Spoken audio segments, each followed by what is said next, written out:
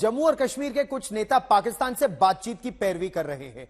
उसी जम्मू और कश्मीर के एक बहादुर डीएसपी हुमायूं भट्ट अनंतनाग में इसी ऑपरेशन में वो भी शहीद हो गए। उनका परिवार बडगाम में रहता है। खास बात यह कि उनके पिता गुलाम भट्ट भी जम्मू और कश्मीर पुलिस में deputy inspector general of police थे। डीएसपी भट्ट कल देर रात सुपुर्दे खाक उन्हें किया गया, लेकिन वो अपने पीछे जाबाजी की एक अद्भुत मिसाल छोड़ गए हैं।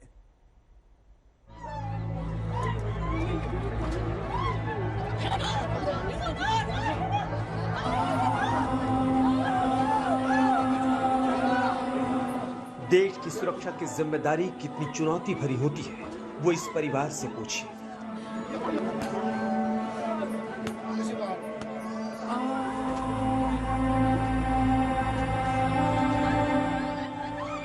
शाम के धुंधलके में तिरंगे में लिपटा सपूत घर लौटता है और परिवार की चीख निकल जाती है, क्योंकि सब जानते हैं वो लौटे तो हैं, लेकिन हमेशा के लिए खामोश होकर। परिवार जानता है उन्होंने अपने लाल को हमेशा के लिए खो दिया है। ये जम्मू कश्मीर पुलिस में डीएसपी हुमायूं भट्ट का परिवार है। कल अनंतनाग में दहशतगर्दों से दो हाथ करते हुमायूं भट्ट शहीद हो गए और एक भरे पूरे परिवार पर गम का पहाड़ टूट गया। हुमायूं भट्ट ने जान पर खेलकर आतंकियों का मुकाबला किया, दहशतगर्दों को मुंहतोड़ जवाब दिया, अद्भुत शौर्य का परिचय दिया, वतन पर खुद को कुर्बान कर दिया। परिवार के लिए ये कभी न मिटने वाली पीड़ा है, लेकिन उनकी जाबाजी गर्व से भर देने वाली है। जरा देखिए, जब श्रीनगर के हुमहामा इलाके में उनका जनाजा निकला तो कैसी भीड़ उमड़ पड़ी। शहीद डीएसपी जब सुपुर्दे खाक हो रहे थे तो वहां मौजूद हर शख्स खून के आंसू रो रहा था। जब आखिरी विदाई दी जा रही थी तो दिलों में दहशतगर्दों को लेकर आक्रोश उबल रहा था।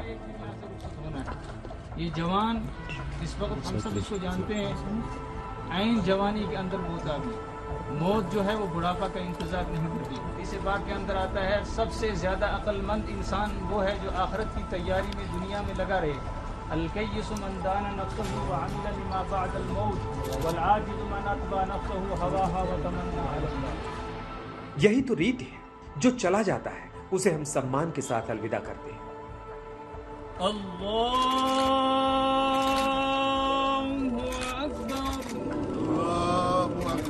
ये जानते हुए कि अब वो कभी लौट कर नहीं आने वाले, डीएसपी हुमायूं भट्ट भी उसी मिट्टी में दफन हो गए जिसकी सुरक्षा में उन्होंने खुद को न्यौछावर कर दिया।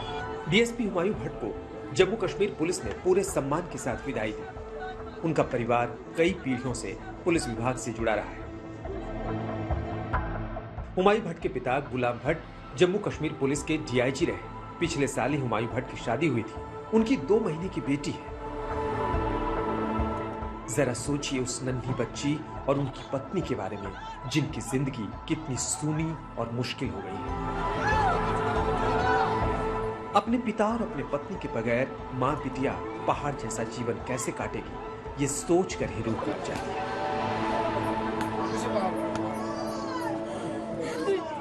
सेना को ये जानकारी मिली थी कि 3 आतंकी, जिनमें एक स्थानीय लोकल कमांडर लश्कर का उजैर खान है और 2 विदेशी आतंकी इस जंगल में कुकरनाग के पास छुपे हुए हैं। जो ही पुलिस और सेना का काफिला उस हाइडआउट की ओर बढ़ रहा था जहां पर उन्हें खबर मिली थी कि आतंकी छुपे हैं। जम्मू और कश्मीर में पाकिस्तान प्रायोजित आतंकवाद से लड़ते हुए भारत के वीर सपूतों ने जो बलिदान दिया है, उसका बदला आतंकवादियों को और उनके आकाओं को बहुत जल्द चुकाना होगा। लेकिन अचानक हुई इस बड़ी आतंकवादी घटना के पीछे कारण क्या है? एकाएक आतंकवाद क्यों बढ़ा? उस पर अगर नजर डालें तो पाकिस्तान के कब्जे वाले जम्मू और कश्मीर तक साजिश के तार सीधे तौर पर जाते हैं। यह कहानी हम आपको पूरी तरह से अलग से बताएंगे, लेकिन पहले देखिए कि जिस द रेजिस्टेंस फोर्स ने अनंतनाग की घटना की जिम्मेदारी ली है, वो असल में है क्या? लश्कर ए तैयबा का नया नाम, और यह है उसके पीछे की कहानी।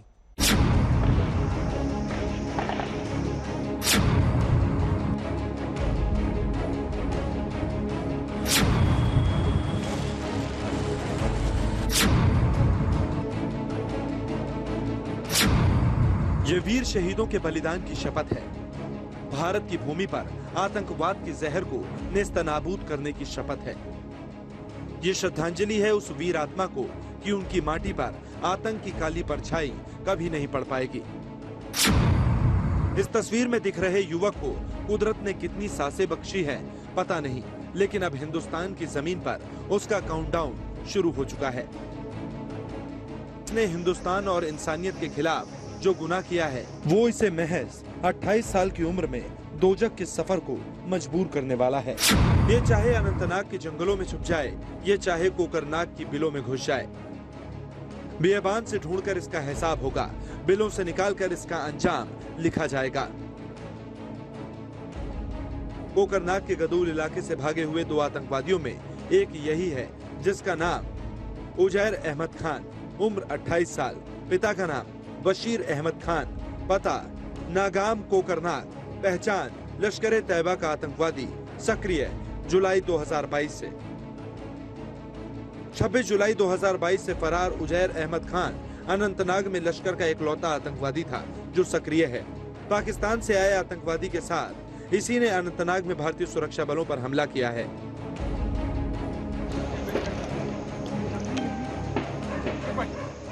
कश्मीर जोन की पुलिस ने लिखा है कि लश्कर ए तैयबा के ये दोनों आतंकवादी घेरे जा चुके हैं और उन्हें उनके अंजाम तक पहुंचाया जाएगा।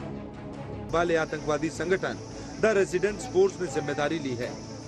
पीओके में बैठे लश्कर के सरगनाओं ने नाम बदलकर टीआरएफ के बहाने आतंकवाद को देसी चोला पहनाने और कश्मीरी नौजवानों को आतंकवाद के झांसे में लेने की कोशिश की है। इसी टीआरपीएफ में लश्कर के अनंतनाग में कमांडर उजैर अहमद खान ने पाकिस्तानी आतंकवादियों के साथ मिलकर इतनी बड़ी घटना को अंजाम दिया है और उम्मीद है अगले चंद घंटों में उसका इंसाफ उसी कश्मीर की धरती पर हो जाएगा। श्रीनगर से अशरफ वानी के साथ आज तक ब्यूरो। आज तक के साथ लगातार जुड़े रहने के लिए डाउनलोड कीजिए आज तक का मोबाइल ऐप और लगातार जुड़े रहिए आज तक के साथ। डाउनलोड करें आज तक मोबाइल ऐप। आज तक के साथ लगातार जुड़े रहने के लिए डाउनलोड कर लीजिए आज तक का मोबाइल ऐप। दिन भर की हर खबर से मेरे साथ रहिए खबरदार। डाउनलोड करें आज तक मोबाइल ऐप। तमाम खबरों को देखने के लिए, पढ़ने के लिए आज तक.in पर जरूर जाएं और अब आप आज तक के ऐप को भी डाउनलोड कर सकते हैं। डाउनलोड करें आज तक मोबाइल ऐप। इस समय पूरी दुनिया में लोग कंफ्यूज्ड हैं। वो समझ नहीं पा रहे हैं क्या सही है, क्या गलत है, क्या सच है, क्या झूठ है। और ये स्पष्टता हम आपको अपने इस नए शो में देंगे। सब कुछ ब्लैक एंड व्हाइट में बताएंगे। इस शो में मेरे बालों के अलावा कुछ ग्रे नहीं होगा। हर खबर ब्लैक एंड व्हाइट की तरह बिल्कुल स्पष्ट होगी।